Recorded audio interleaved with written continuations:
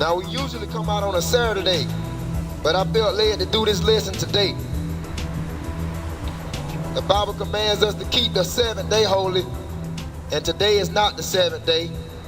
It's actually the 6th day of the week, but I felt led to come out and do this video. For those of you that don't know who I am Brandon McDuffie. Some call me Brandon Judah McDuffie. We come out to teach our people who they really are according to the Bible. We come out to teach the truth on the Bible. We hit on subjects that churches don't talk about. So we're coming out to teach our brothers and sisters who they really are, because we don't know who we are as the people. It's been said that we were African Americans. It's been said that we Afro-Americans, that we Black Americans, but truth be told, we're not African American, we're not Black American, we're not even black, because that's not even the original color of our skin. We're not black because black is the color of that robe. So you can't actually say we black, because this is the color of black. We're different shades of brown. Different shades of brown according to the Bible. So we come out to tell our people who they really are. We are the Jews of the Bible. We are the Jews.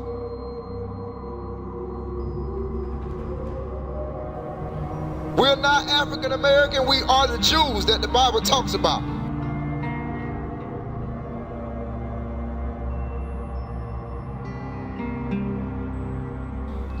But the government has lied to us. The government has lied to us for so long and told us that we were this people when we are not that people.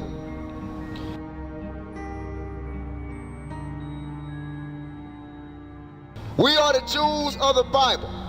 Now the subject today gonna be on reincarnation. I'm going to talk about reincarnation, because many of you is going to be surprised how the Bible supports reincarnation. What is reincarnation? We're going to get into reincarnation. We're going to tell you the difference between reincarnation, and we're going to explain the differences between the resurrection. But I wanted to start this off to let our people know that they are the Jews according to the Bible. We are the Jews, and we are not African American, because you cannot be part of two continents. You can't be part of African and American too.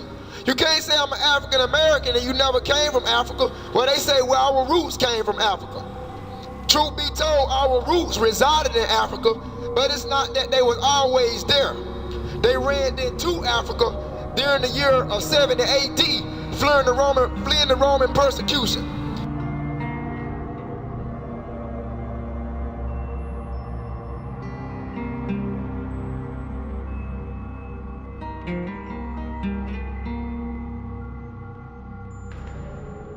White man been lying to us for so long, and the government been lying to our kids. They don't teach you the truth in America. They don't teach you the truth here. You are taught lies here. You are taught lies from the time you come into this world, from the time you leave. You are taught lies.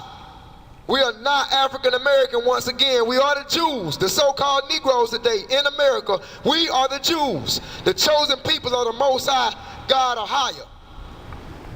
So we're going to start this off, and then we're going to go into the topic on reincarnation. Let's look at Revelation 2:9, and let's see what Christ said. I know thy works in tribulation and poverty, because we as the black people have suffered the most. We are considered the minority in this country. We are considered at the bottom of the totem pole in this country. We are considered a nobody in this country. That's why Christ said that. I know thy works, and I know thy poverty, and I know thy tribulation. But he tells us in the spirit that we're rich. I know thy works in tribulation and poverty, but thou art rich. Why? Because this Bible is our book. This Bible was written for us. This Bible is the book of the Israelites. And everything in this Bible pertains to us. Even the kingdom of God, the kingdom of the Most High, belongs to the children of Israel, the so-called Negro, Latino, and Native Indians. That's why he said that we are rich in the spirit. Let's continue on. I know thy works in tribulation and poverty, but thou art rich. I know the blasphemy of them which say they are Jews and are not, but of the synagogue of Satan.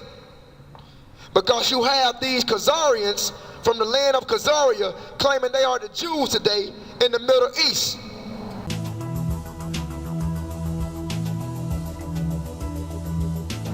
These Israelis claiming that they are the true Jews today in the Middle East when they are not.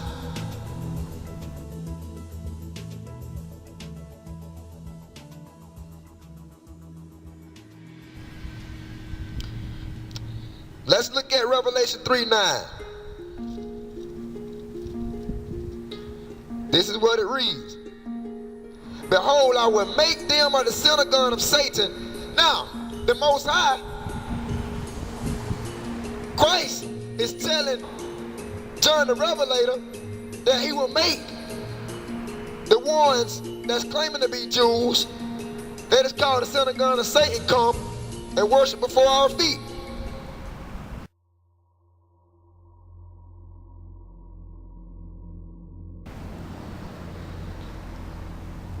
Now, we're going to hit on the top of the reincarnation because I don't have long. Let's hit on the topic of reincarnation. What does reincarnation mean?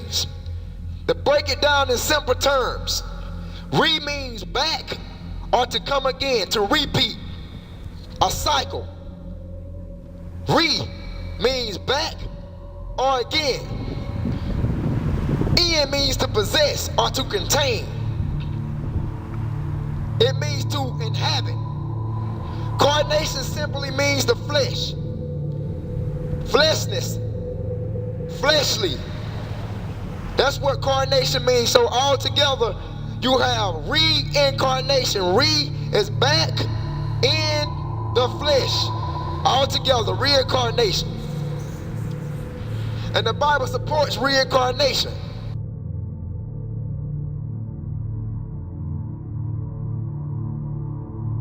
However, you don't see the word reincarnation in the Bible, because we have to realize that reincarnation, it was banned from the Bible.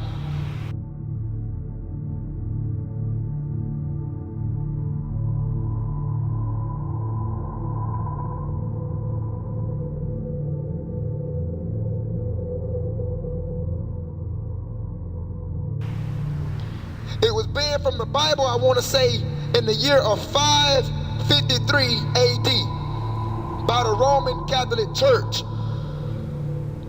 The doctrines and the teachings that were declared a heresy by the Roman Church in 553 AD at the Second Council of Constantinople. This guy by the name of Justinian,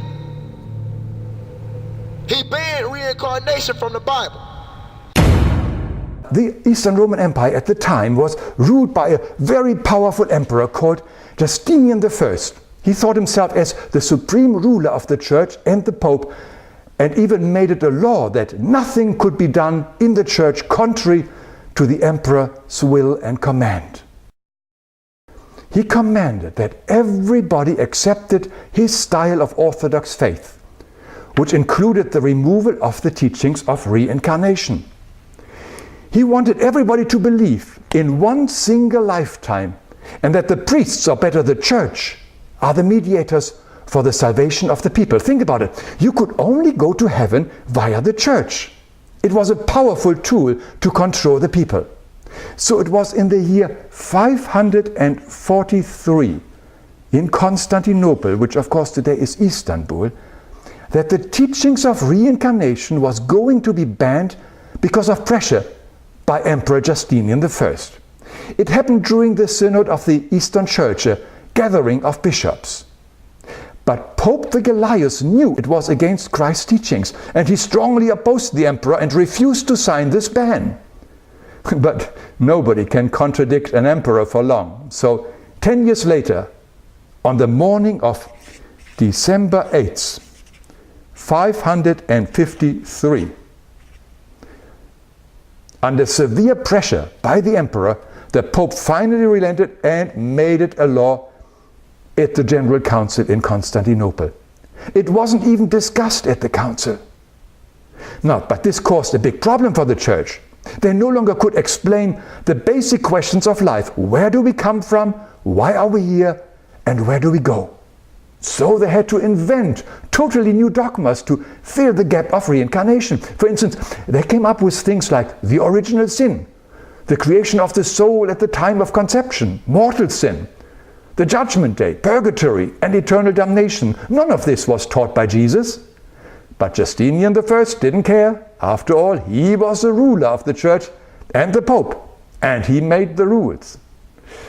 Unfortunately, all Christian denominations that later split off from the Catholic Church, like the Protestants, the Baptist, Anglican Church, and 1,000 others, never bothered correcting this fundamental flaw. But the knowledge of reincarnation was never forgotten. It was always taught in the educated and secret societies, and it is now reaching a new revival in the Western world. Today there are more and more Christians who know about this law and are once again willing to live according to the original teachings of Christ. That's why today in your church you don't hear too much about reincarnation, because it was banned by the Roman Catholic Church at the Second Council of Constantinople. It was at this time that the Roman Church aggressively destroyed the teachings and they called them heresies. So if you're wondering why you can't come across the word reincarnation in the Bible, it's because it was banned in the year 553 AD at the Second Council of Constantinople.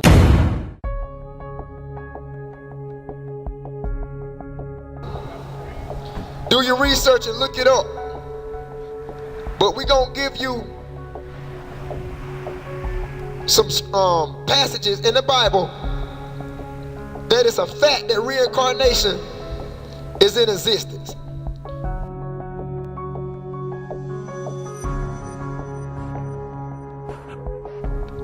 Reincarnation means when you die, your body dies, your spirit returns to the Most High who gave it, and then over a certain time you are brought back on the earth again, incarnated to play your judgment on the face of the earth.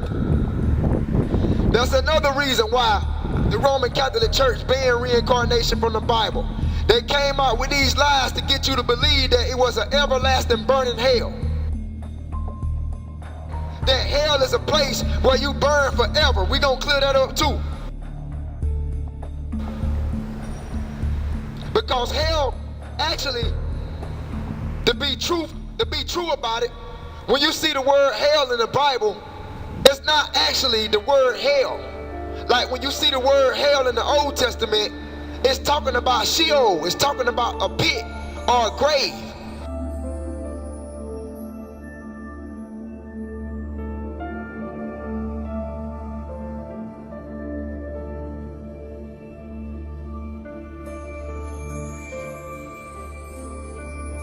And when you see the word hell in the New Testament, it's talking about Gehenna. It's actually a place that's on the outside of Jerusalem that was called the garbage dump. That was the same as the valley of Ben Hinnom in the book of Jeremiah. When the Israelites, the apostates, were sacrificing their kids in that valley, they called it the valley of Tophet.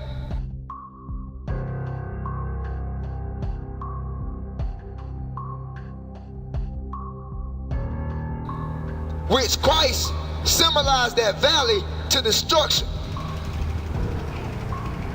So hell in the New Testament don't even really supposed to be there. It's supposed to be Gehenna, which means the valley of Ben Hinnom.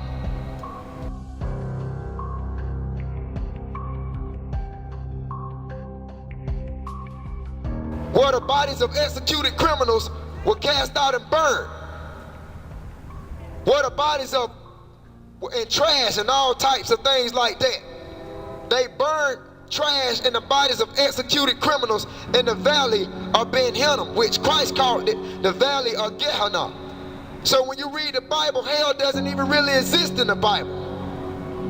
Hell is an Anglo-Saxon word. It came from the Anglo-Saxons hundreds of years after Christ.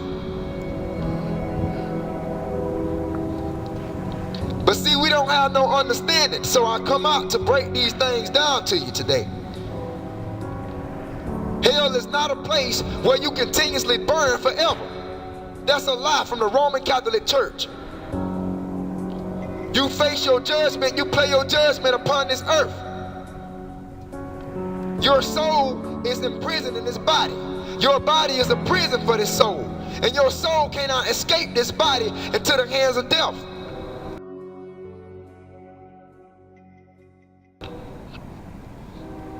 So we gonna clear up some of the lies that some of these churches be issuing out, man, and tell the truth on today.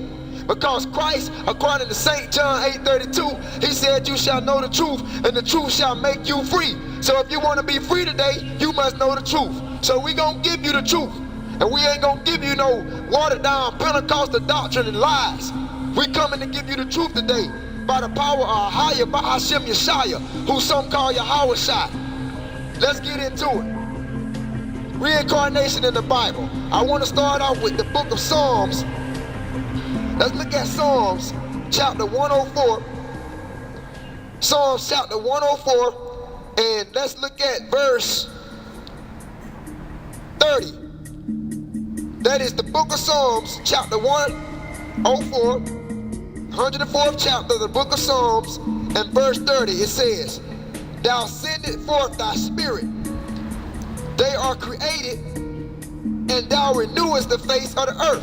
So everything on this face of the earth reincarnates, is renewed. Everything on the face of this earth reincarnates. Even nature reincarnates. It's renewed.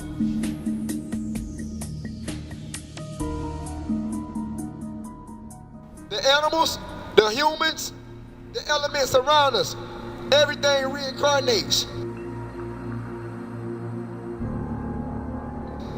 That's why I said that thou sendest forth thy spirit, they are created, and thou renewest the face of the earth. How would the Most High renew the face of the earth? Through reincarnation.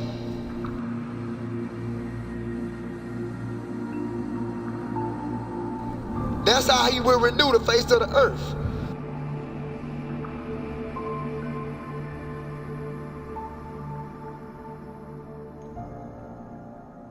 So you never actually die. Your spirit never dies.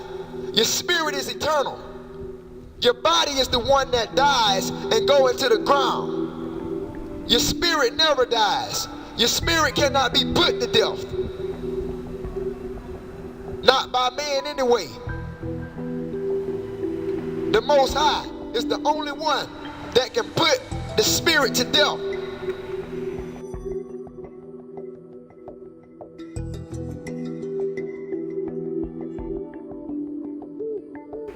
We're going to get into a lot of subjects today, man. We're talking about reincarnation. How you die once on earth. Let's get that. Let's look at Hebrews 9 and 27. Hebrews 9 and 27. Because a lot of churches will try to use this verse to kick up against reincarnation. And that is Hebrews 9 and 27. Because they don't have understanding on this verse.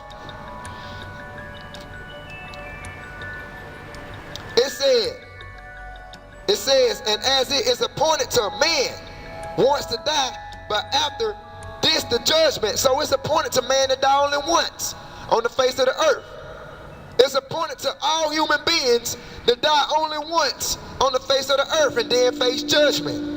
So the church will try to use this against the believers of reincarnation because they'll say, well, it's only appointed to man to live once on the face of the earth and then afterwards face judgment.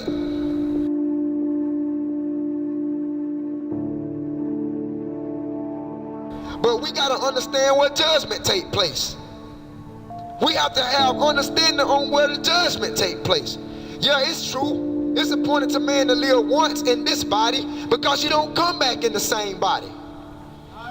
This body decomposes in the ground.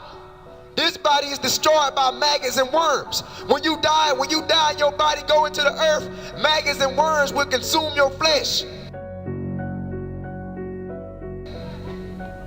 Maggots and worms will consume your flesh. It's called corrosion. So when you die once on the face of this earth, that body goes into the ground, but that spirit, it returns back into the Most High. We're going to get that too. So actually the spirit never dies. It's the body the one that dies.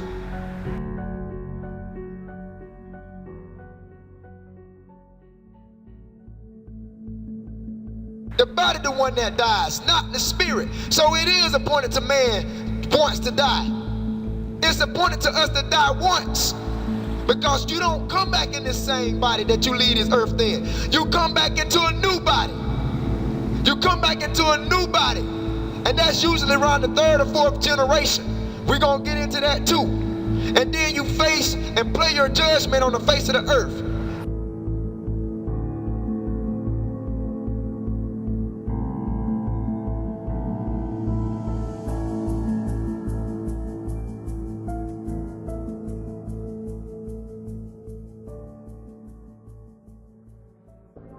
Judgment is taking place on the face of the earth as we speak.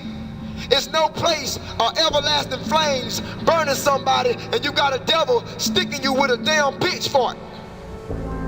We finna clear this up, man.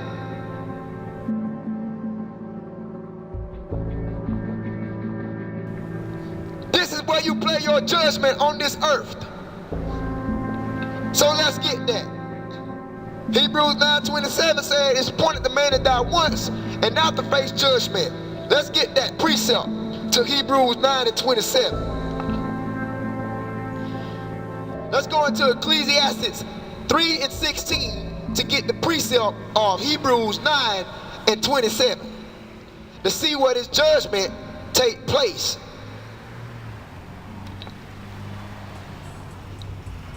Let's go into Ecclesiastes 3:16. And this is the precept according to Hebrews 9:27 talks about the judgment. Let's see where this judgment takes place. And moreover, I saw under the sun a place of judgment. There's only one earth. There's only one earth under the sun. Now if you tell me that you're over the sun, you got to be out of your damn mind, man. Because there's only one earth that is under the sun. And that is the planet Earth.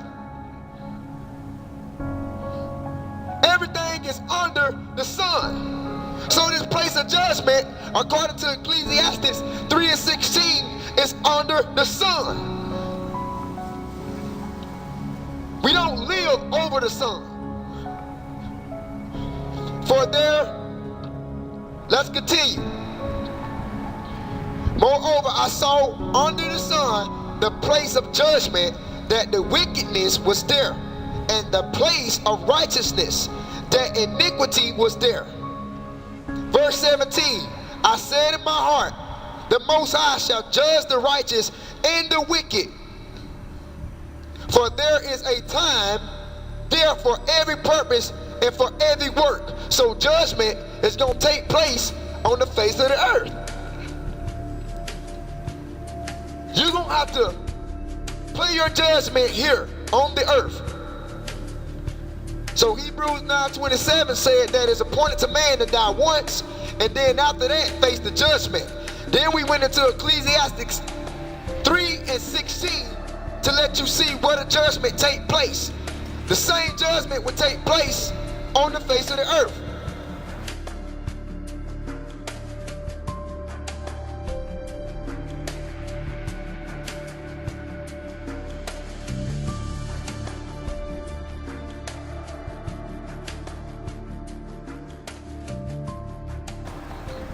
So this is where you play your judgment out, on the face of the earth. Not in some unknown realm that they tell you that is everlasting burning flames, and you got some man in a red suit tormenting you with a pitchfork.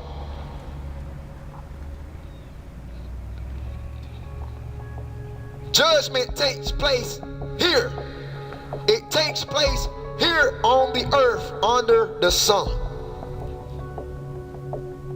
We're gonna get that. Because when you reincarnated, you have to play your judgment on the face of this earth. Sins that you did in your previous lifetime. Let's get some more precepts. Reincarnation is a mystery. It's a secret that is only given unto the saints of the Most High, the ones who follow him wholeheartedly. Reincarnation, once again, is a mystery. How do we know that? We're going to bring out some scriptures in the Bible that supports this. Now, let's look at Colossians. Let's look at verse 26. Even the mystery, see that? Even the mystery which had been hid from ages. This is a mystery which have been hid from ages and from generations, but now it's made manifest to his saints. What is that mystery? Let's look at Colossians 1 and 26. Let's look at that again. Even the mystery which had been hid from ages and from generations, but now it is made manifest to his saints. So what is this mystery that has been hidden for ages? What is it that is being made manifest to his saints? Reincarnation is a mystery.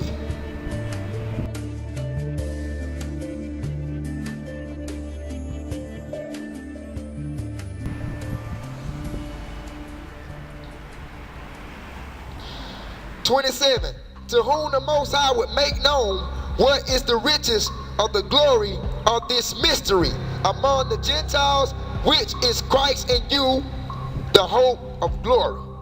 So that mystery is reincarnation, and we're going to prove that. That mystery, according to Colossians 1 and 26, that mystery which have been hidden for ages from generations is the mystery of reincarnation. You returning here again in a different body. How do we know this? Just keep you cool, hold your horses. We're going to show this to you. We're bringing out the mysteries of reincarnation, then we're going to round it up. Now, let's look at 1 Corinthians 15. 1 Corinthians 15 and 51. Let's look at that. Behold, I show you a mystery. There it is again. We shall not all sleep, but we shall all be changed. Here's this mystery again. 1 Corinthians 15 and 51. Behold, I show you a mystery. We shall not all sleep, but we shall be changed. It says that this is a mystery, that we shall not all sleep, that we will be changed.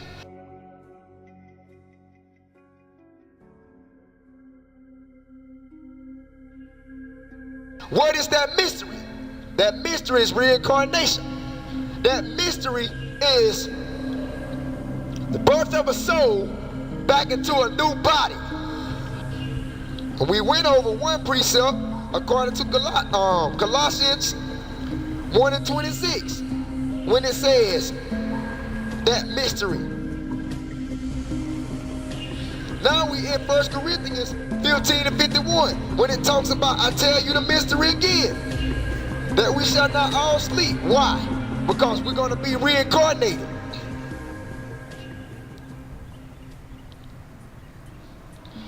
Let's look at Matthew chapter 13. Matthew chapter 13 In verse 11, let's look at that. We're still on the mysteries of reincarnation. And he answered and said unto them, because it is given unto you to know the mysteries. There it is again. This is the third time that we don't see this. He answered and said unto them, because it's given unto you to know the mysteries of the kingdom of heaven. But to them it is not given. It's only given to the saints. It's only given to the ones that chose to follow the Most High wholeheartedly. It's not given to everybody.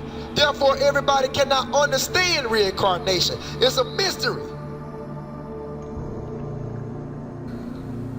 How do we know this? Because we just went over it.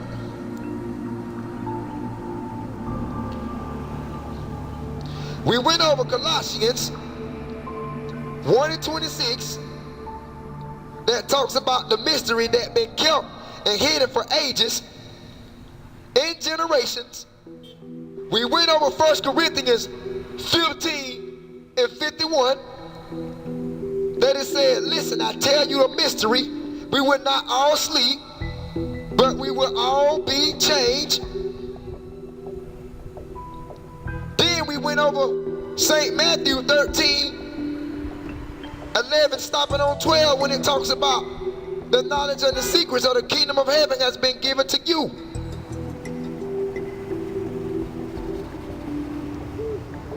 So this is the third time that we don't see this in the Bible.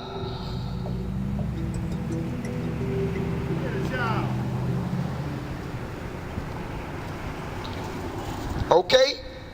And that mystery is reincarnation. Let's get some more scriptures and passages on this.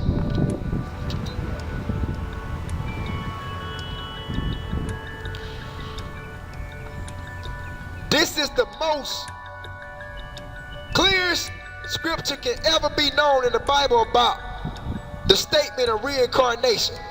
Let's look at Malachi. We're going to go into the book of Malachi.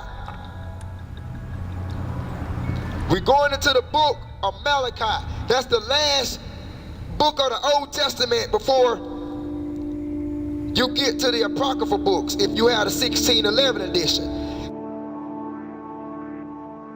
It's the last book in the Old Testament before you get to the New Testament if you have the original King James.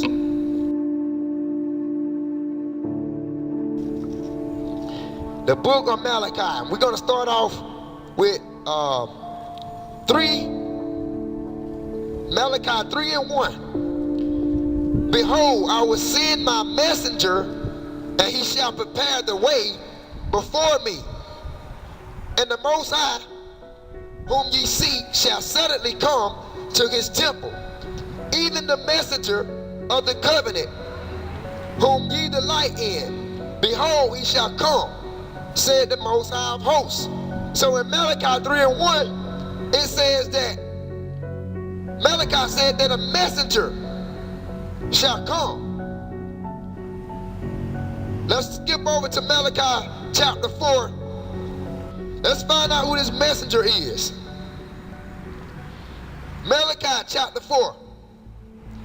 Now, let's look at verse 5. It says, behold, I will send you Elijah, the prophet, before the coming of in the great and dreadful day of the Most High.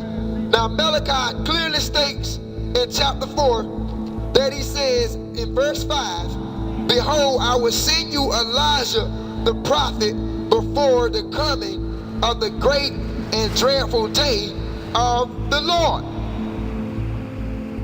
So that was the messenger that was to come. And this messenger was to come before Christ. Before Christ came on the scene, it was said that a messenger shall come before Christ. And that messenger is Elijah.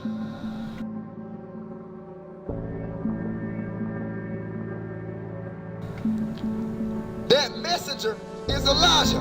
So Elijah will come on the face of the earth again before Christ even comes on the scene. And we got to find out who is this Elijah. Because this is what it said. According to Malachi 4 and 5. Behold, I will send you Elijah the prophet. He did not say the spirit of Elijah. Malachi did not say the characteristics of Elijah. He did not say the attributes of Elijah. He said, I will send you Elijah. I will send you Elijah the prophet before the coming of the great and dreadful day of the Lord. That means Elijah will come again on the scene before Christ. Okay? Now we know that Elijah did not die in his lifetime. Let's look at 2 Kings 2 and 11, and this is going to explain what happened to Elijah. 2 Kings 2 and 11. And it came to pass, as they still went on and talked, that behold, there appeared a chariot of fire and horses of fire, and parted them both asunder. And Elijah went up by a whirlwind into heaven. And Elisha saw it, and he cried, my father, the chariot of Israel, and the horsemen thereof. And he saw him no more. And he took hold of his own clothes and rent them into pieces. So Elisha seen Elijah taken up. It came to pass that he was taken up by a chariot of fire and horses of fire. So Elijah didn't see death.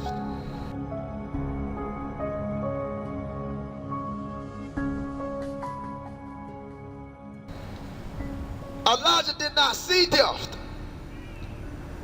Actually, in the Bible, it's two men in the Bible that did not see death, and that's Enoch and Elijah. So Elijah never saw death. He was taken up by a chariot.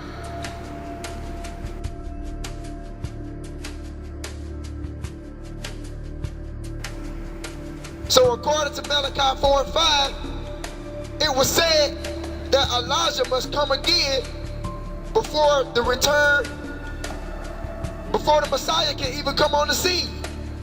Elijah must come before him. So everybody was looking for this Elijah. Everybody was looking for Elijah to come before the Messiah. We're going to prove that Elijah came on the scene. But the question is, who is Elijah in the New Testament? Let's find out. Let's see what Christ said. And this is going to explain that this Elijah that was to come in the Old Testament before Christ is going to explain who this Elijah was to come. And as they departed, Yashaya, or some may call him YAHAWASHI, began to say unto the multitudes concerning John, what went out into the wilderness to see? A reed shaken with the wind? Verse 8, but what went ye out for to see? A man clothed in soft raiment? Behold, they that wear soft clothing are in kings' houses. Verse 9, but what went ye out for to see? A prophet? Yeah, I say unto you, and more than a prophet.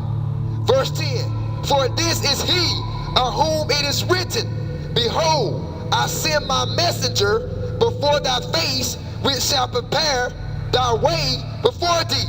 Now that was mentioned in Malachi 3 and 1. So you can see that Christ is telling his disciples, Yashaya is telling his disciples, he said, look, he said that, for this is he of whom it is written. Now who is this man talking about? Because Malachi said this in Malachi 3 and 1, that he will send this messenger before thy face. That's the precept. Malachi 3 and 1 is the precept to St. Matthew 11 and verse 10. Behold, I send my messenger before thy face, which shall prepare thy way before thee. Let's look at verse 11. Verily I say unto you, among them that are born of woman, there had not risen a greater than John the Baptist. Notwithstanding, he that is the least in the kingdom of heaven is greater than he.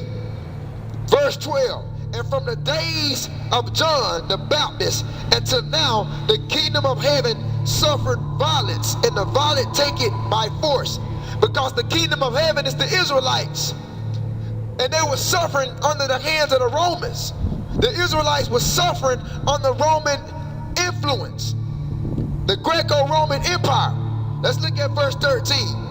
For all the prophets and all the prophets in the law prophesied to John. Now, pay close attention to St. Matthew out of chapter 11, verse 14.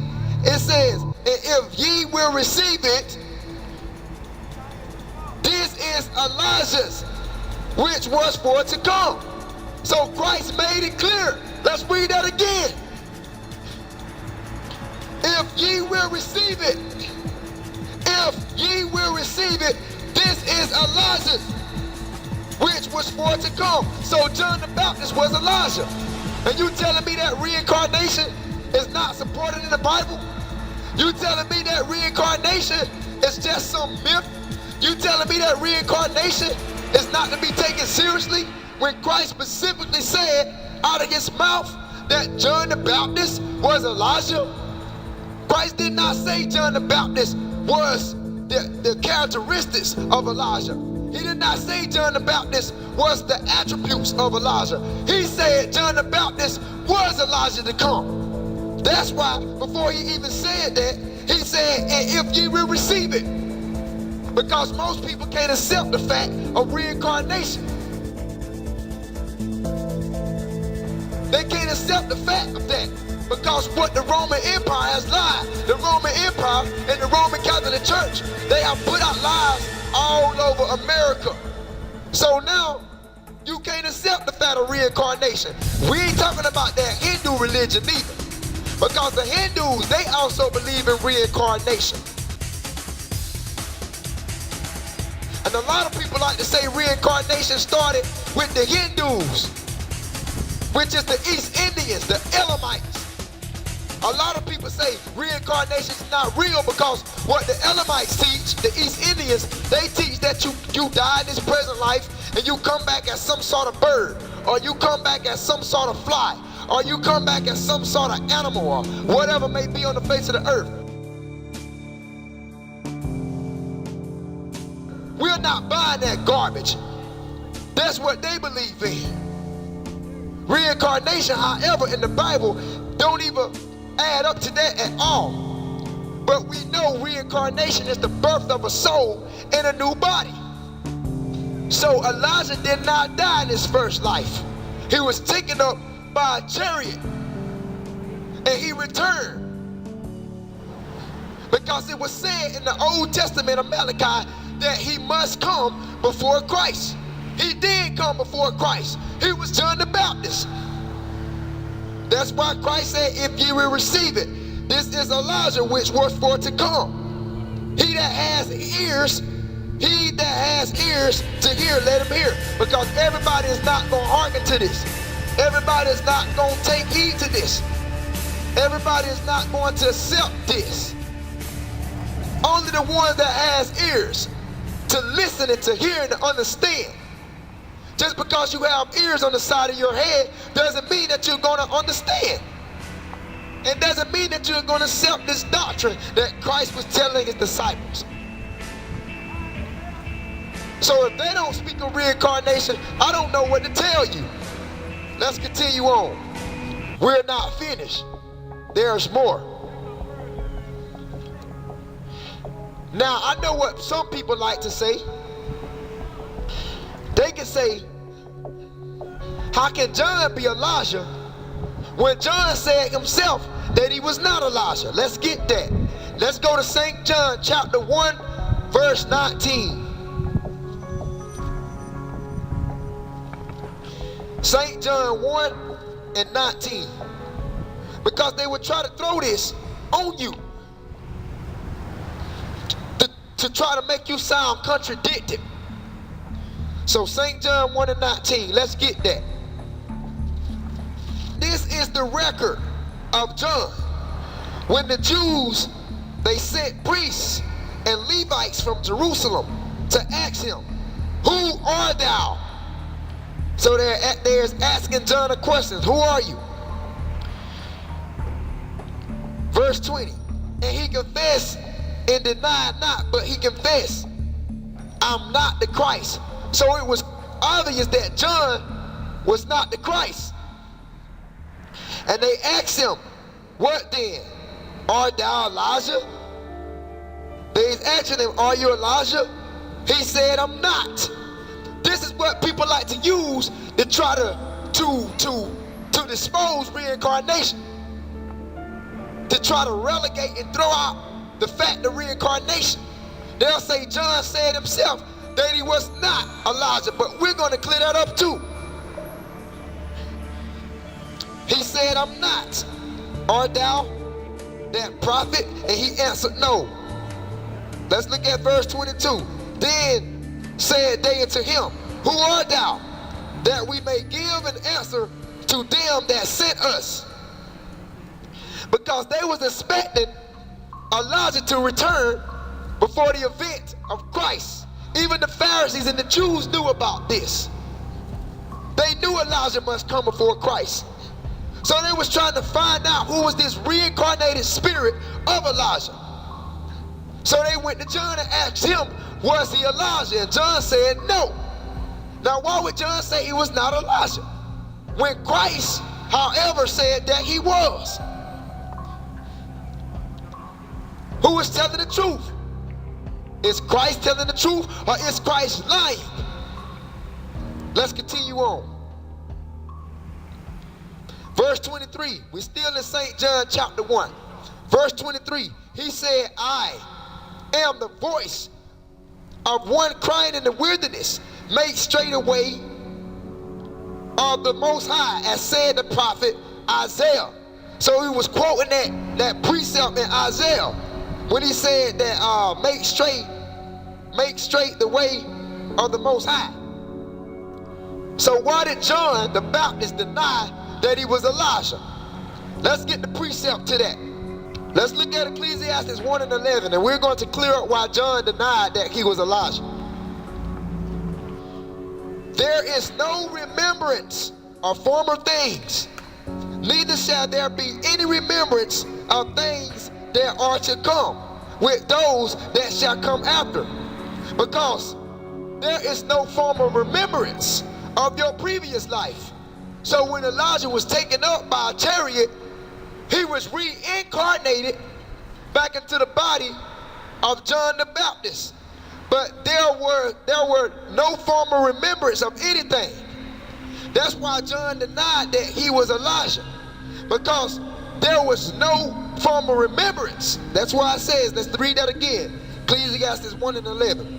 There's no remembrance of former things, neither shall there be any remembrance of things that are to come with those that shall come after. So this is the simple fact why John denied that he was Elijah, because he had no former remembrance of things that was in his previous life.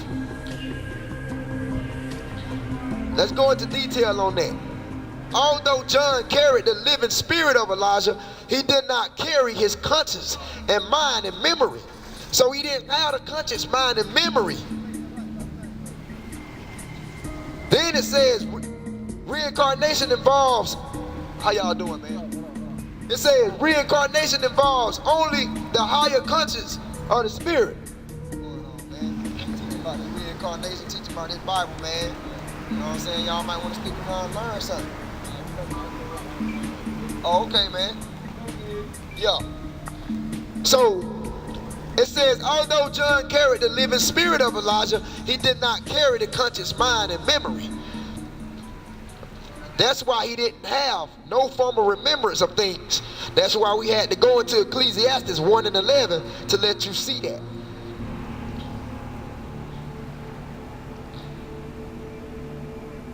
John did not have the conscious mind and past life memories of Elijah. So he denied being Elijah. Because when you reincarnate, you don't have no formal memory of your present life. Okay, let's get some more precepts. How do we know that? How do we know that you don't have any remembrance of your former life when you reincarnate? So, John the Baptist did not carry the conscious and mind memory of Elijah. Reincarnation involves only the higher consciousness of the spirit. And because John did not have the conscious mind and past life memories of Elijah, this is the very fact why he denied being Elijah.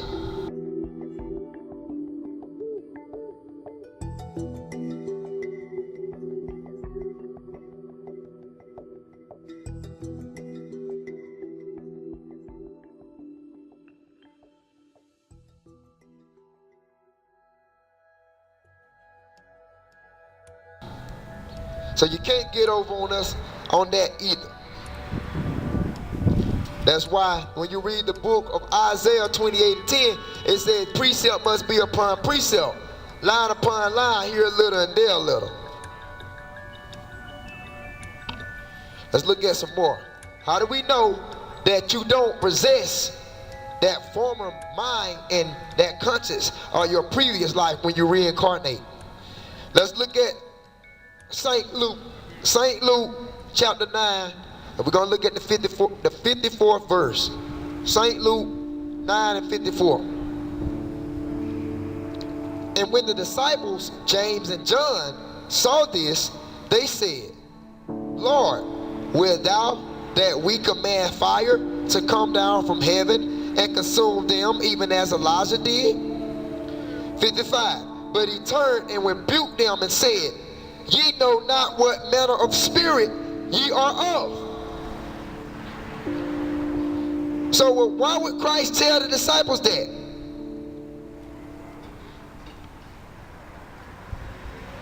Because the disciples, James and John, they asked Christ, wilt thou that we command fire to come down from heaven and consume them even as Elijah did? Because they thought they had that same power.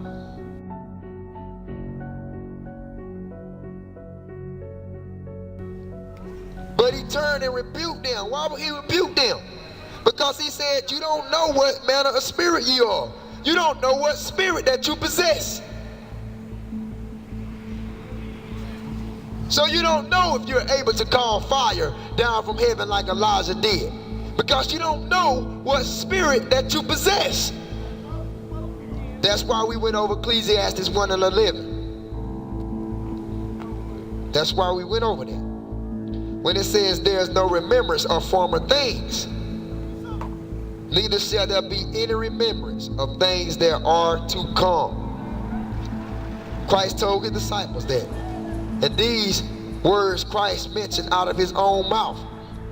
He said, you don't know what manner of spirit that you possess. He was telling them that you don't have that spirit of Elijah. Because Elijah was John the Baptist, who they beheaded in prison.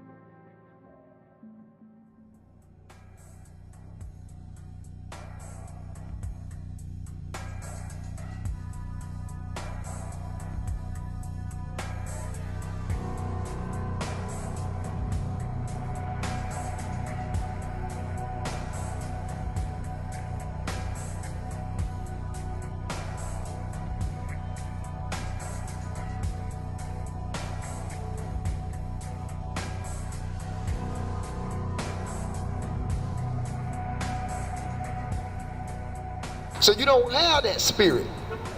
You don't know what type of spirit that you possess. Okay? So the former person will not know the reincarnated spirit within him.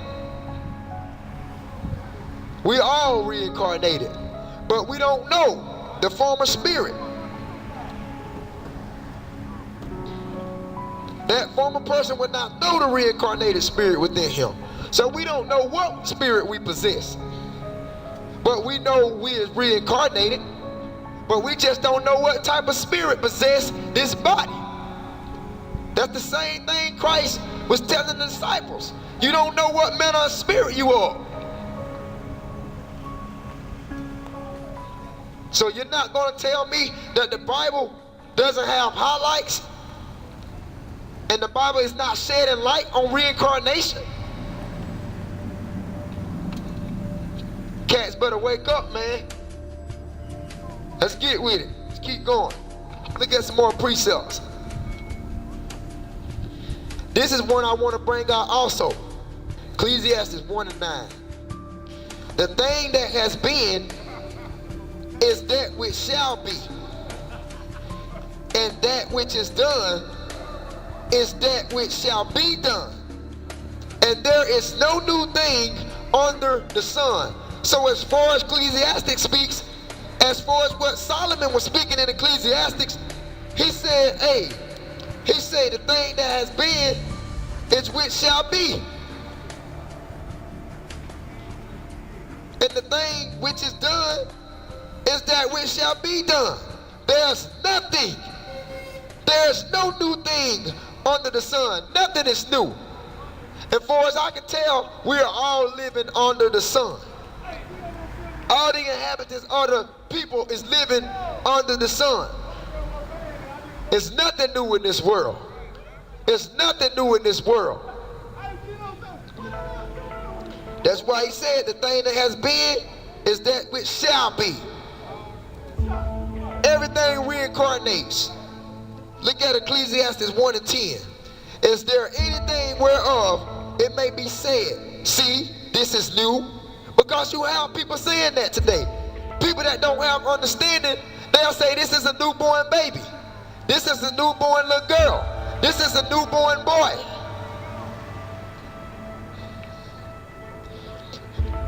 It had been already. So how is that possible? If reincarnation doesn't exist, how will you be incarnated to be renewed again? Is there anything whereof it may be said, see, this is new?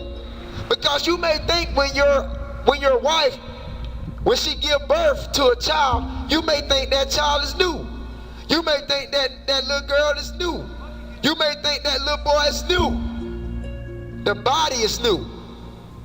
The body is new, but the spirit have been here hundreds and hundreds of years ago.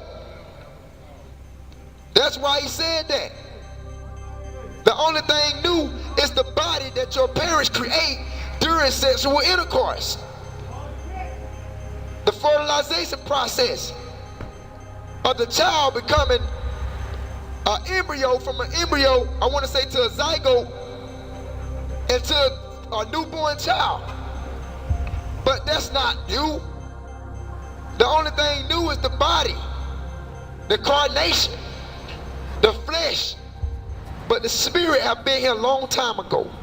That's why I say it have been here of old time, which was before us, before we even existed.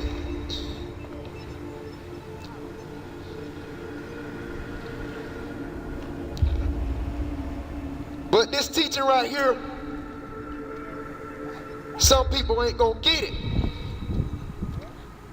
until you understand the fact and the principles of reincarnation.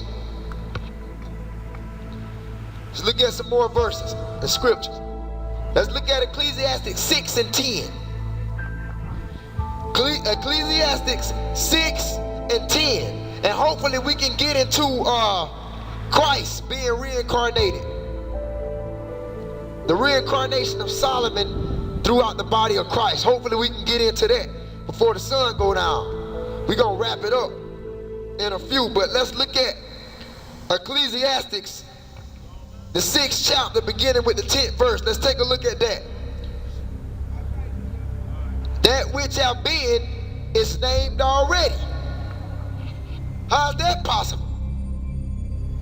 That which have been is named already.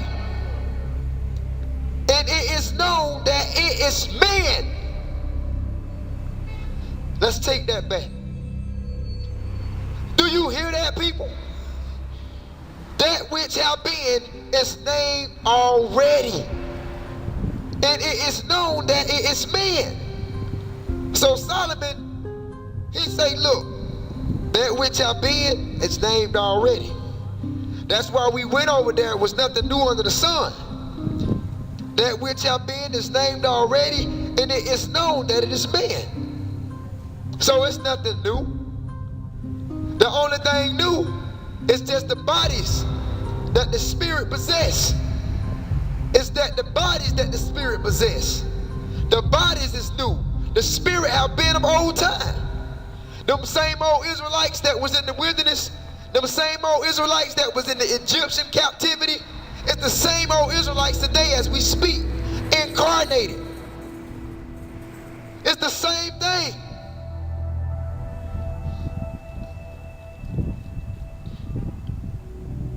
Neither may he contend with him that is mightier than he. So Solomon is saying that which have been is named already, and is known that is man. Neither may he contend with him that is mightier than he. Because people would try to contend with the Most High. They would say, well, that ain't talking about reincarnation. That ain't talking about that. And they would try to battle against the Most High, the Heavenly Father. They won't accept the context, what the Bible supports. They would actually kick against it because they believe in the doctrines of men. They believe in the Roman Catholic lies that the Roman Catholic Church have infiltrated throughout America. So that which have been named is already, and it's known that it's man. How do we know that? Let's look at Deuteronomy 28:68. This is the last verse out of the curses of Deuteronomy 28:68. We're going to look into that. And let's see. Them same old Israelites back then that broke the laws, statutes, and commandments of the Most High is the same Israelites today as we speak, reincarnated in new bodies. So actually all these miracles and these things that took place back in the Old Testament times, as far as the Red Sea being split, as far as the Most High raining manna from heaven, and all these miraculous miracles that the Israelites saw back in that time, that was us. We was there. But we have no form of remembrance of all these things that took place back in the Old Testament. We are these same old spirits incarnated into new bodies. That was us back then. That was us that walked through the Red Sea. That was us that came from out of the land of Egypt. That was us that was sacrificing our babies in the valley of Hinnom to the wicked god Moloch. How do we know that? Before we go to Deuteronomy 28:6-8, I want to go to the book of Jude. Let's look at the book of Jude. Jude verse 5. Because we was mentioning about the Israelites, that we are these same old Israelites that was hundreds and hundreds of years ago. During the days of the Old Testament, we are the same Israelites. We are the same spirits. We're just in new bodies. We have been reincarnated. How do we know this? Let's look at Jude verse 5. It says, I will therefore put you in the remembrance, though ye once knew this, how that the Most High saved the people out of the land of Egypt, afterward destroyed them that believed not. So Jude is stating that the Most High said that I will put you into remembrance. Because there was a point in time where we knew these things. We knew that. But we discontinued from our heritage. How did we discontinue from our heritage? We discontinued from our heritage by being killed off and being incarnated into a new fleshly being.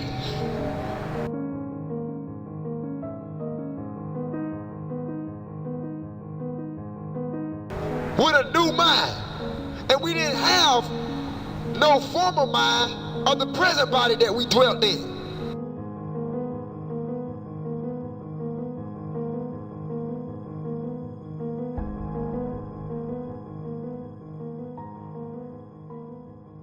Because when we was killed off,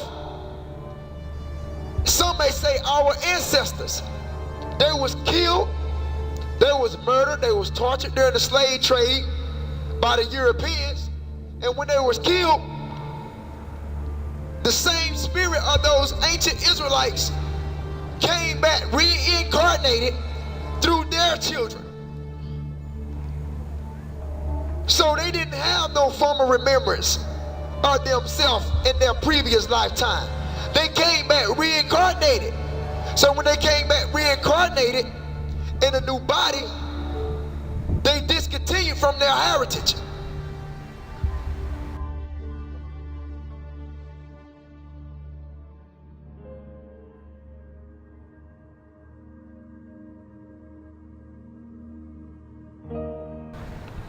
So the Most High, according to Jude, he said, I will put you in remembrance. Verse 5 in Jude, I will put you in remembrance, though ye once knew this. How that the Most High saved the people out of the land of Egypt. We knew we was Israelites back then. We knew that we should be keeping the laws, statutes, and commandments back then.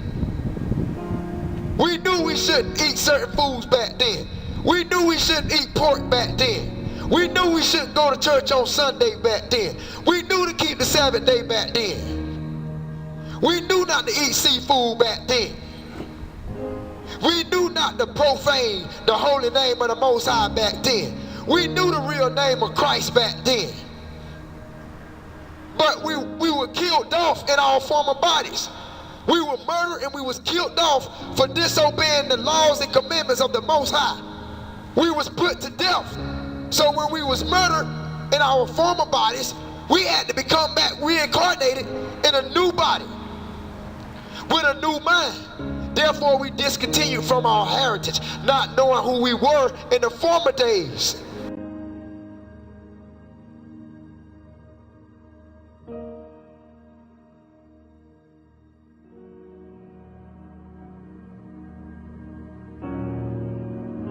So the Most High said he will put us in the remembrance in the last days. And this is exactly what he's doing today. He's waking up the children of Israel again to let you know, look, you're not African American. You're not Black American. You're not Afro American. You are the Jews. You knew this in the beginning of times. But you discontinued from your heritage. How did we discontinue? By being incarnated into new bodies. Let's look at Deuteronomy 28:68. This is the last verse out of the curses in Deuteronomy 28 chapter. Let's look at verse 68. If you want to read the curses on the Israelites being disobedient, they broke the laws and commandments of the Most High, and he sent curses. He put curses on the Israelites. And this is in the book of Deuteronomy chapter 28. You can read the curses beginning from the verse 15 and stopping on 68. But we just gonna focus on Deuteronomy 28:68 to let you see what the Most High said to the children of Israel. Let's get that. See, certain passages in the Bible that you're not going to understand until you accept the realization of reincarnation. Let's look at Deuteronomy 28:6-8, and I'm going to read that before you, and we're going to analyze and break that down. This is what it reads. It says, "And the Most High shall bring thee into Egypt again with ships." So he was telling the Israelites, look, if you don't keep my commandments, if you don't listen what I say, and if you don't hearken to my voice, He said, I'm going to bring you into Egypt again with ships. Now, we went over this previously. Now, you can look at several other videos that other Israelite counts mentioned about the curses that came upon the children of Israel. I'm not going to go into curses today. I'm going to focus on reincarnation and only reincarnation. But the Most High said in Deuteronomy 28:6-8 that he shall bring the children of Israel into Egypt again.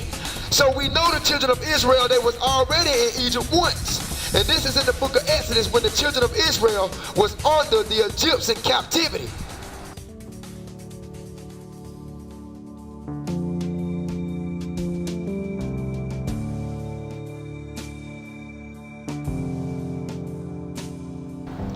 Under the Pharaoh of Ramses, they was in the Egyptian captivity once. So we know that they never went back to Egypt because Moses and his brother Aaron led the Israelites from the hands of the Egyptians. So why would he say that you would go back into Egypt again? Why would he tell the children of Israel, if you don't listen to my commands, you gonna go back into Egypt again? Why would he say that when they came from Egypt the first time? Because when you read the Bible and you analyze and study the word Egypt, it means the house of bondage. Egypt means the house of bondage.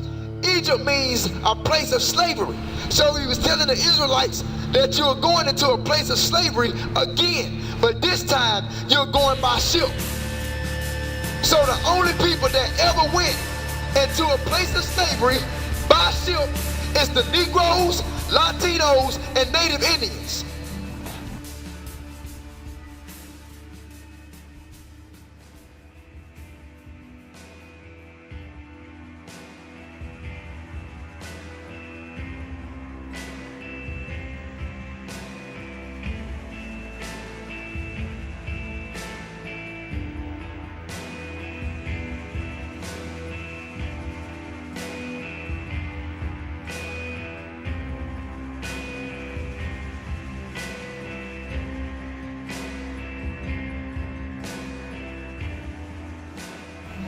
These are the only people that were ever took on cargo slave ships and brought in slaves in America. We are the only people that was put on a damn slave boat and brought to America. Now, if you can name somebody else besides Negroes, Indians, and Latinos, I'll show you an angel from heaven.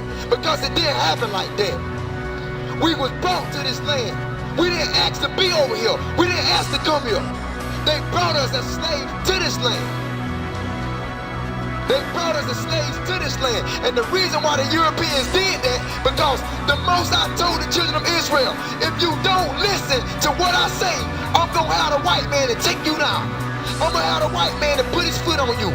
I'm going to have a white man to do whatever he may be pleased to do with you.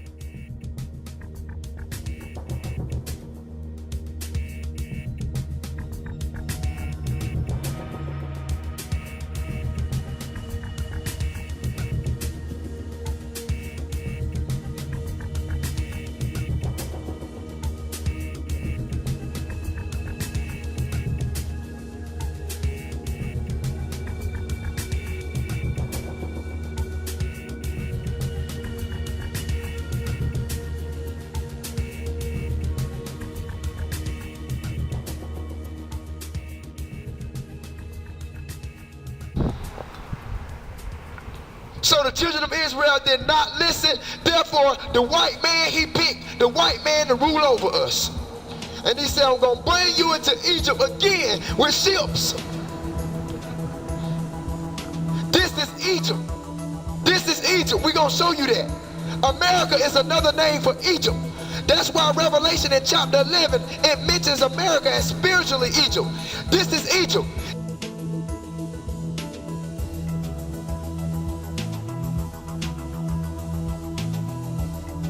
If you say this ain't Egypt, you need to pull out a dollar bill and look on the back. Because on the back of your dollar bill, it has an Egyptian pyramid on the back.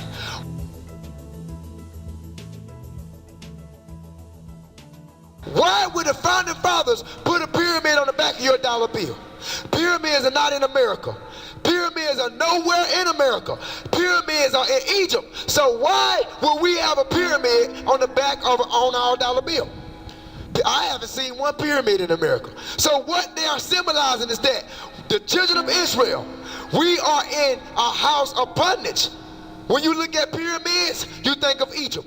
When you look at Egypt in the Bible, and you study Egypt in the Bible, you're going to find out that the Israelites, they were slaves to the Egyptians, just like we're slaves to the white man today.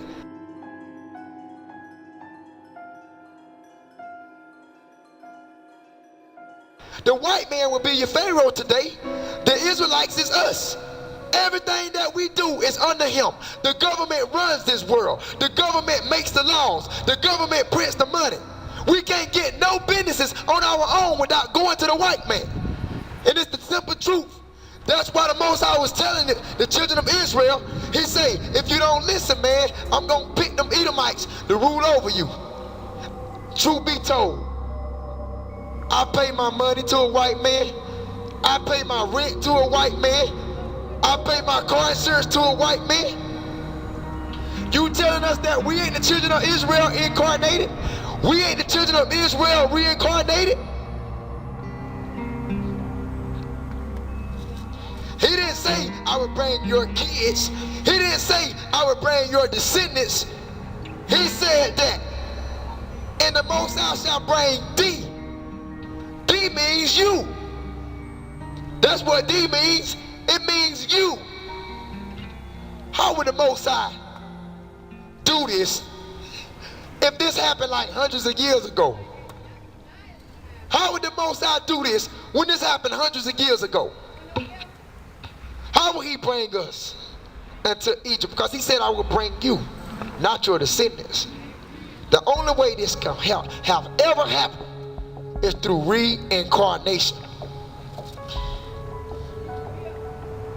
He said, thou shalt see it no more again. And we haven't saw it no more again. Name one black man, one so-called Negro in America today that have been able to reside in Jerusalem. He said, you shall see it no more again. He's talking about Jerusalem, see?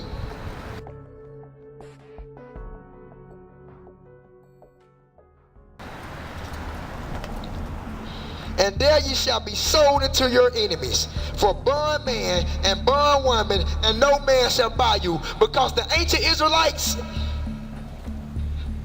they didn't listen, man. That's us. We can't talk about them people in the Old Testament, because them same old spirits that resided in those people is us today. Just different bodies.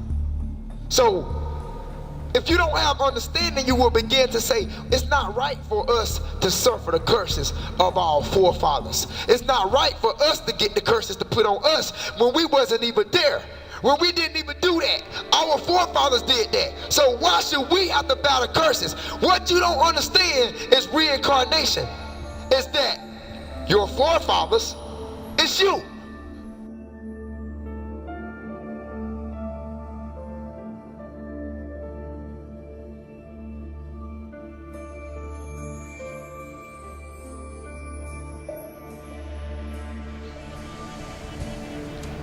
The same old spirits that was in them bodies back then, it's the same old spirits in the new bodies in the present world today, as I speak. So you gotta understand, man, that reincarnation is throughout the whole entire Bible. And I don't have time to just hit on all the subjects for the sake of time. I don't really have the time today. I'm gonna hit on a few more subjects and I'm gonna close it out. Job chapter 1 and 20. Then Job arose and rent his mantle and shaved his head. Now we must understand that Job was afflicted with sores from the crown of his head to the soles of his foot.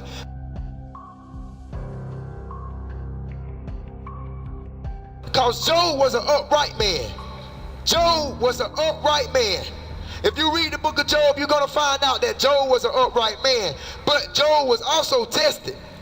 Job was a man that was tested to see where his faith really was with the Most High. So when he became afflicted with these sores all over him, Job, he was longing to die. He wanted to leave this earth. He wanted to cease from his suffering.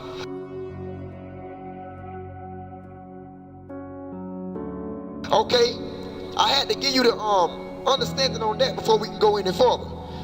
So, Job 1:20, it says, then Job arose and rent his mantle and shaved his head, and he fell down upon the ground and worshiped and said, pay close attention to verse 21 out of the first chapter of Job. It said, naked came I out of my mother's womb, and naked shall I return there. So if you came out naked from your mother's womb, why would Job say, naked shall I return there? We know everybody come into this world but naked. Girls, boys, if your parents, if your mother conceived you, you came into this world butt naked. You didn't have no clothes when you came into this world. You didn't come out with a pair of tennis shoes on. You didn't come out with no shirt on. You didn't come out with no pants on. When your mama gave you birth, you came into this world butt naked. That's just the simple truth. Everybody come here like that.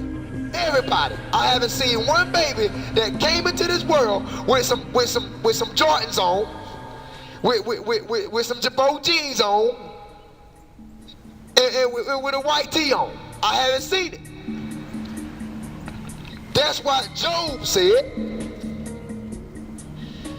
naked I came out my mother's womb, and naked shall I return. So why would Job be returning to his mother's womb after he came out once?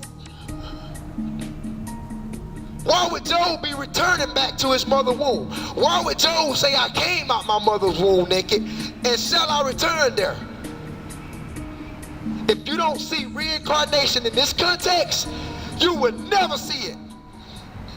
That's why he said that. The Most High gave, and the Most High have taken away. So why would you come out naked from your mother's womb? And why would Job say, naked shall I return to my mother's womb? We know you can't enter the womb a second time. There's no way that you can go into your mother's womb once you have been delivered at the hands of birth. So why would Job say that he will return there? The only way you can return to your mother's womb is the process of reincarnation. It's the process of you having birth in a new body. The same old spirit having birth in a new form of a body. But too many churches don't preach about reincarnation. That's why we can't understand the scriptures. You never die. You never die. Your soul never dies. Your soul lives on. Your soul can never be destroyed. The only thing that can leave this earth is this body. When this body dies, it goes into the dirt. Your soul can never die. Your soul can never die. The soul is eternal. The only thing that can corrode and be destroyed is the body. That's why when you see at funerals, people act the way they act at funerals because they don't understand death. That's why they put on the casket, they crying and they hollering at funerals. They don't understand the meaning of death. When you understand the concepts of death and what happens in the afterlife, you won't act the way you act at funerals. You will actually be jumping around. You will be rejoicing. When my mother died, when my mother leave this world, when my mama leave this world, truth be told, I'm going to be hurt. But I'm not going to put on the body and weep and snot and all that. If I cry, I'm going to rejoice. If I cry, it's going to be rejoice of tears. If I jump, it's going to be leaping and rejoicing because my mother no longer have to suffer here. This earth is not nothing nice. This is hell. They never told you that.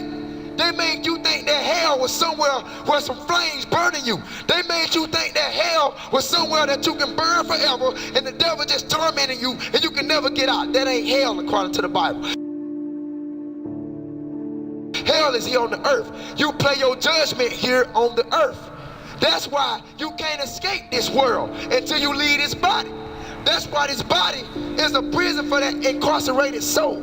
So when that soul leave that body, you can rejoice. You can't rejoice until that soul be acquitted from that body. The body is a prison that incarcerates that soul.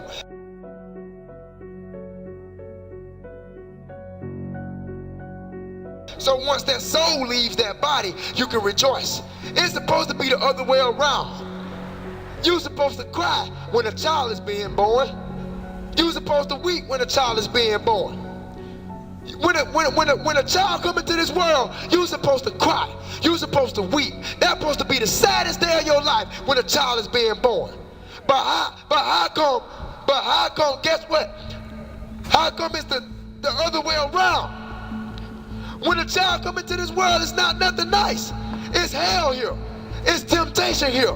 It's sin here. It's killing here. It's murder here. It's rape here. It's adultery here. It's homosexuality here.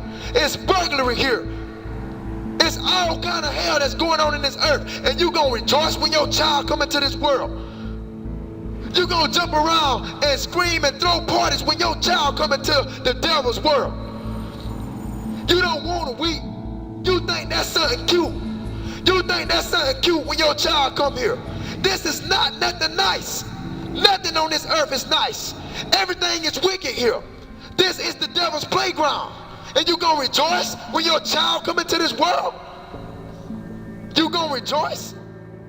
You should be rejoicing when your child leave this world. You should be glad that your child no longer have to suffer on this earth of wickedness. But we don't look at it that way. We don't see it that way.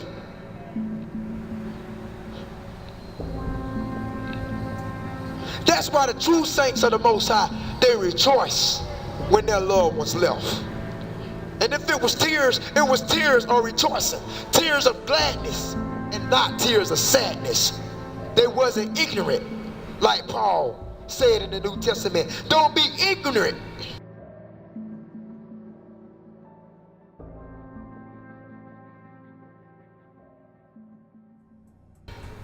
Understand the process and analyze and study to show yourself approval so you won't be in the dark when someone dies. And Job said, naked I came out my mother's womb, and naked shall I return there. The only way you can return in the womb of a woman, the only way you can return once again in the womb of a woman is through the process of reincarnation. There's no other way. You cannot return in your mother's womb once she pushes you out. So what is Job talking about? You gonna call Job a liar? You gonna say that Job is lying when Job was the upright, most benevolent man of all? Let's get this. Let's look at chapter 1. There was a man in the land of Oz whose name was Job. That man was perfect and upright with the one that feared the Most High and eschewed evil. So Job was a perfect and an upright man. And you gonna tell me that he's lying when he said, naked that I came from my mother's womb, and naked shall I return? You gonna tell Job that he's lying? We're gonna get a precept to that. Let's look at St. John chapter 3. St. John chapter 3. We almost finished with this lesson. Almost finished with this lesson. St. John chapter 3. There was a man of a Pharisee named Nicodemus, a ruler of the Jews. The same came to Yashaya or YAHAWASHI by night and said unto him, Rabbi, we know that thou art a teacher come from God. We know that you are a teacher that come from God. For no man can do these miracles that thou doest except the Most High be with him. And Yashaya, who some call YAHAWASHI, answered and said unto him, Verily, verily, I say unto thee, except a man be born again, he cannot see the kingdom of the Most High. Nicodemus said unto him, how can a man be born when he is old? Can he enter the second time into his mother's womb and be born? Because this is the precept. I want you to focus on St. John 3 and 4. Nicodemus said unto him, how can a man be born when he's old? How can he enter the second time into his mother's womb? How can he enter a second time into his mother's womb and be born? Because according to Job 1 and 20, Job said, naked from the womb I came, and naked shall I return. So Nicodemus said, look, Christ, according to St. John 3 and 4, he said, how is this possible? That I can enter a second time in my mother's womb. Let's see what Christ said. St. John chapter 3 and 5. Yashaya or YAHAWASHI answered, verily, verily, I say unto thee, except a man be born of water and of the Spirit, he cannot enter the kingdom of God. So Christ was saying that you have to be born again, and you have to be born with water and of the Spirit. The Spirit is the law. Because if you would look into Romans 7 and 14, it says the law is spiritual. And according to St. Matthew chapter 10, well, according to St. Matthew 5, chapter 5 and 17, Christ said, think not that I come to destroy the prophets or the law. He didn't come to do away with the law or the prophets. So Christ will actually be in the form of the law. So according to Romans 7 and 14, it says the law is spiritual. And Christ was telling Nicodemus, he said, look, he said, in order for you to enter the kingdom, he said that you have to be born of water and of the Spirit. The Spirit is keeping the laws and the commandments of the Most High. So if you are following the laws, statutes, and commandments of the Most High, you will be able to enter the kingdom. And that's the third heaven. That's the world that we never saw. Okay? Look at verse 6. He's going to make a distinction between reincarnation, and he's going to make a distinction between reincarnation and everlasting life. Verily, verily, that means truly, I say unto thee, let's read verse 5 again. Except a man be born of water and of the Spirit, he cannot enter the kingdom of heaven. Now, water represents reincarnation. Because when it rains on the earth, when it began to rain on the earth, the rain will sit here on the earth for some time, and then when the sun comes out, the sun will evaporate the rain, and the rain will be evaporated back into the heavens again. And then sometime later it'll rain again, and then the rain will be evaporated by the sun. That is a process of reincarnation. That's the water on the earth being reincarnated over again. Okay? So, which is born of the water. That's why he was saying that except the man be born of water and of Spirit, he cannot enter the kingdom of the Most High. But we know it's not talking about physical water. It's talking about that water that Christ offered the Samaritan in the book of the 4th chapter of John. That's the water it's talking about, not physical water. I just wanted to use that physical water as a representation of reincarnation, because that can be a good representation. How the water cycles and goes back into the heavens, and how it falls on the earth and it just cycles over and over again. But that's not the water that he's talking about. He's talking about that spiritual water, that water that he offered the Samaritan at the well in the book of St. John chapter 4. Let's look at verse 6. That which is born of flesh is flesh. So Christ said that which is born of flesh is flesh. What does that mean? If you sow a seed to the flesh, you reap corruption. If you keep sowing to your flesh, you come back reincarnated into the flesh. That which is born of flesh is flesh. So if you're stuck on this fleshly body, if you're stuck on pleasing the flesh, you reap corruption only to come back into the flesh again. You can never elevate to the third heaven. You can never elevate to the third heaven as long as you keep sowing seeds to the flesh, because you're going to come back once and again, and you're going to play your judgment on the face of the earth into another body until you get it right.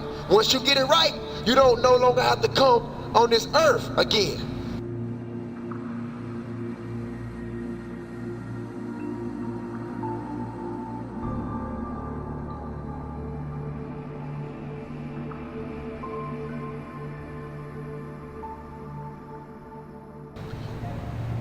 Because earth, let's not forget, according to Ecclesiastes 3:16, this is the place of judgment. So if you sow a seed to that flesh, you're going to come back reincarnated in another fleshly body to serve your judgment. That's being born of the flesh, which is a flesh. And that which is born of spirit is a spirit. So if you keep the laws, statutes, and commandments of the Most High, you won't have to come here again in the flesh. You can elevate to the third dimension. You can elevate to the third heaven. You won't have to come here again. Reincarnation is a process. I want to say this is the ultimate purpose for reincarnation. It's for us to learn enough lessons and gain enough experience from earth lives that reincarnation is no longer necessary. It's sort of like a graduation. Reincarnation is not the goal. This is not the goal. Eternal life means never having to die anymore. So the goal is for us to get eternal life by keeping the laws, statutes, and commandments of the Most High, so we won't have to come here once again reincarnated and face judgment on this earth. Okay, that's the goal. Reincarnation is not the goal. Eternal life meaning never having to come here and die anymore. This is the goal. Reincarnation is the method and that means to attain this goal. So reincarnation, on the other hand, to put it in simple terms, is just basically, I want to say, it's to help us to become better humans. To help us. And that's also the mercy of the Most High that is upon the children of Israel. Well, verse 6, that which is born of flesh is of flesh. That which is born of spirit is of spirit. Marvel not that I said unto thee, ye must be born again. See? So Christ was trying to teach Nicodemus to be born of the spirit. He was saying that, look, in order for you to enter the kingdom, that you have to be born of spirit. You have to be born of the spirit. You can't be born of the flesh, because to be born of the flesh means to keep reincarnating over and over again. So you got to be born of the spirit. You got to keep the laws, statutes, and commandments. You got to keep the laws, statutes, and commandments.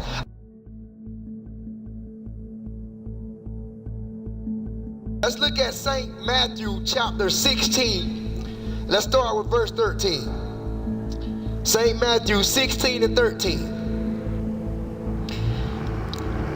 When Yashaya or YAHAWASHI came into the coast of Caesarea, I want to say, or some say Caesarea, Philippi, he asked his disciples, saying, whom do men say that I, the Son of Man, am? So he was asking his disciples a question. He said, who do men say I am? Let's look at verse 14. And they said, some say that thou art John the Baptist. Some say Elijah, and others Jeremiah, or one of the prophets. So why would the disciples? Christ was asking his disciples, saying, who do you say I am? And the disciples were saying, some say that you are John the Baptist. Some say that you are Elijah and Jeremiah. We know that these prophets died hundreds of years ago before Christ. These prophets died hundreds of years before Christ. So why would they be addressing these prophets that died hundreds of years ago? Why would they be applying these to Christ? Because the disciples, they understood reincarnation. They understood the principles of reincarnation. That's why they were saying, some say, man, you might be John the Baptist. Some say you might be Elijah, you might be Jeremiah. Christ did not, once again, Christ did not rebuke the disciples for saying that, because he understood the principles of reincarnation.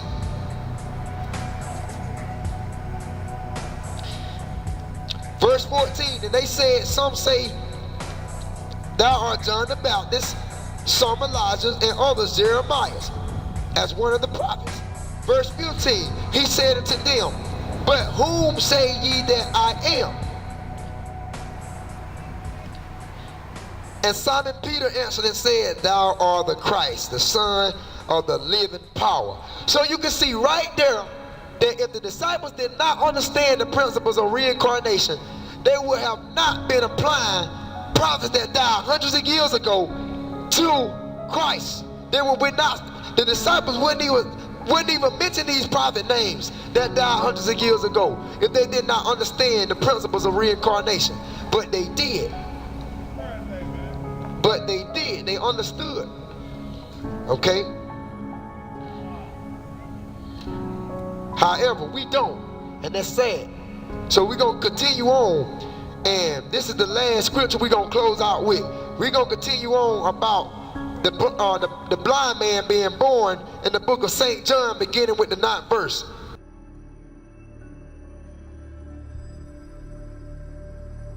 Let's look at St. John 9. We'll start with the first verse. And as Yashaya or YAHAWASHI passed by, he saw a man which was blind from his birth. And Yashaya or YAHAWASHI passed by him and saw a man which was blind from his birth. And his disciples asked him, saying, Master, who did sin? Did this man or his parents, that he was born blind?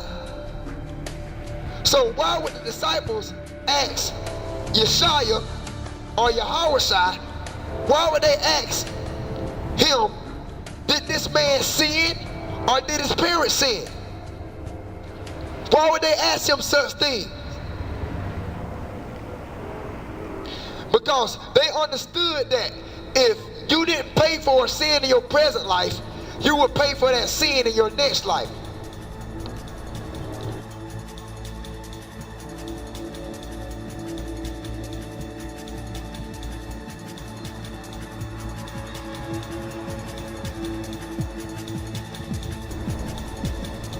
So in order for them to ask Yashaya or YAHAWASHI this question, they knew that if a person sinned in their former life, they would have to pay for their sins in their next life. Therefore, they thought this man came out blind because of some type of sin that he committed in his former life.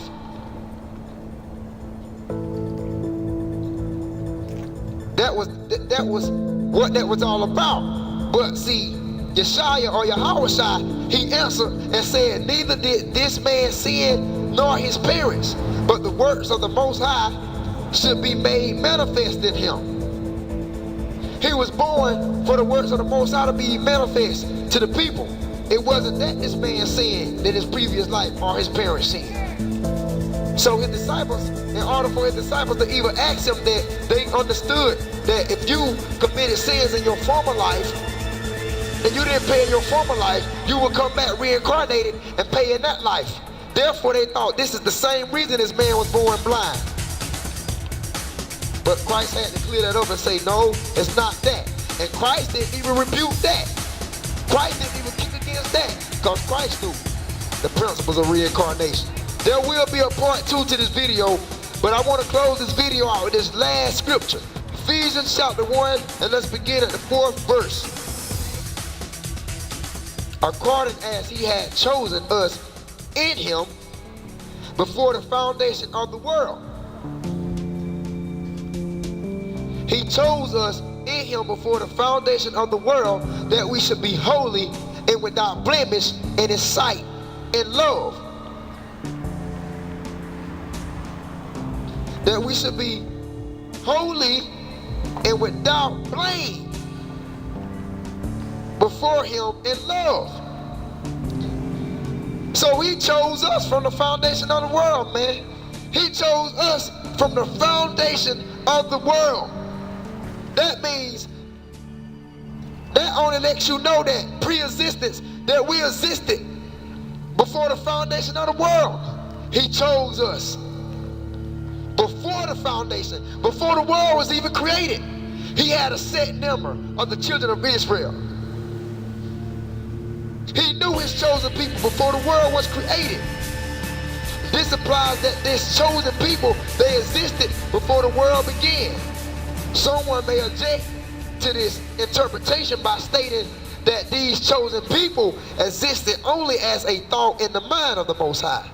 But even if these chosen people did exist only as a thought in the mind of the Most High, it does not negate pre-existence.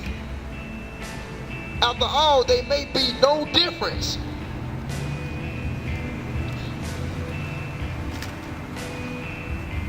So basically, man, he chose us before the foundation of the world. He already had his set number of the children of Israel, but way before we was incarnated. He chose us before the foundation of the world. This also proves reincarnation. You can't get around that. We don't have that reincarnation belief as the Hindus. The Hindus believe that you come back reincarnated as anything. You come back reincarnated as a rock, or you come back reincarnated as a grasshopper. We don't believe in that foolishness. We don't believe in that foolishness. However, we do believe that the soul never dies. The soul never dies. The only thing that goes into the ground and corrupts is the body, but the soul never dies. However, if the soul never dies, then therefore we know the soul is eternal. The soul has no end point to it.